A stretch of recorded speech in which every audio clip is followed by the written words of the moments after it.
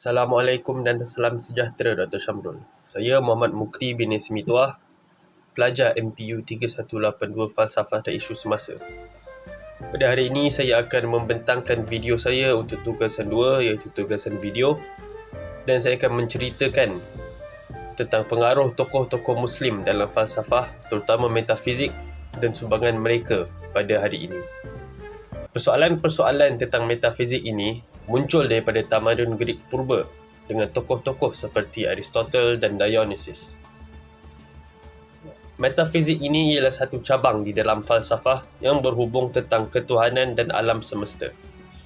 Namun, tak banyak diceritakan tentang pengaruh tokoh-tokoh Islam pada masyarakat kita pada hari ini.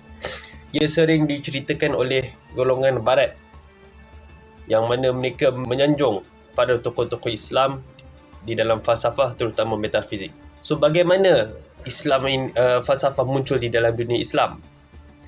Falsafah muncul ke dunia Islam hasil penterjemahan karya Greek dan pengislaman sebahagian orang-orang Rom yang mana mereka terkenal dengan falsafah dalam bab agama. Ilmu falsafah ini mula berkembang ke dunia Islam di Baghdad pada kurun ke-7 dan ke-8 Masihi atau kurun ke-2 Hijrah, iaitu pada zaman kerajaan Abbasiyah. Maka dari situlah muncul cabang-cabang baru dalam perbahasan akidah, dan muncul juga golongan seperti Mu'tazilah, Jahmiyah dan lain-lain.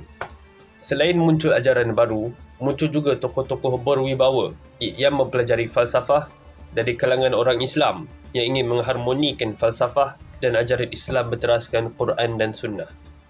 Ini termasuklah Ibn Rushd, Ibn Sina dan Ibn Farraq dan lain-lain. Pertama yang ingin saya sebutkan ialah Imam Al-Ghazali. Al-Ghazali atau Abu Hamid Al-Ghazali telah mempelajari ilmu mantik, yakni ilmu logik Greek, dan membangkang sebahagian hujah-hujah Aristotle dalam bidang metafizik yang dianggapnya salah dan bercanggah dalam prinsip-prinsip falsafah. Antara kitab terkenal beliau dalam bab ini ialah Tahafutul Falasifah, yakni kekeliruan ahli falsafah. Al-Ghazali ini dipuji oleh ramai tokoh-tokoh pada dunia moden pada hari ini kerana sumbangan dia dalam memberi aspek kerohanian di dalam falsafah metafizik ini, di samping tidak melanggar apa-apa pun prinsip asas falsafah metafizik.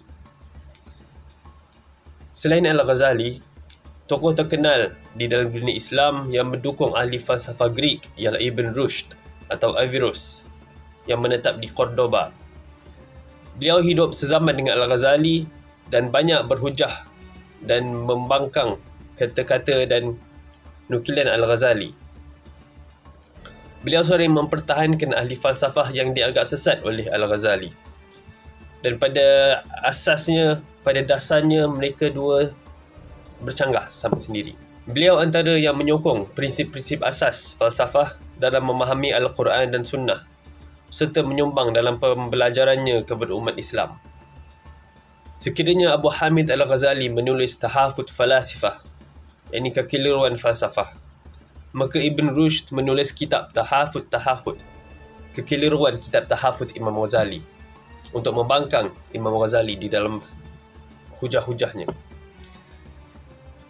Antara kata-kata terkenal beliau di dalam falsafah yang sering dianggap permata oleh orang barat, iaitu syariat Islam dan falsafah adalah saudara susuan.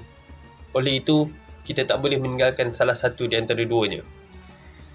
Beliau banyak menghasilkan karya-karya penterjemahan kitab Aristotle ke dalam bahasa yang lebih mudah difahami oleh orang awam, dan telah membantu umat Islam di Cordoba pada waktu itu untuk memahami lebih tentang falsafah Aristotle ini. Kitab-kitab beliau yang memberi kefahaman yang lebih mudah tentang falsafah disebut sebagai Mukhtasar.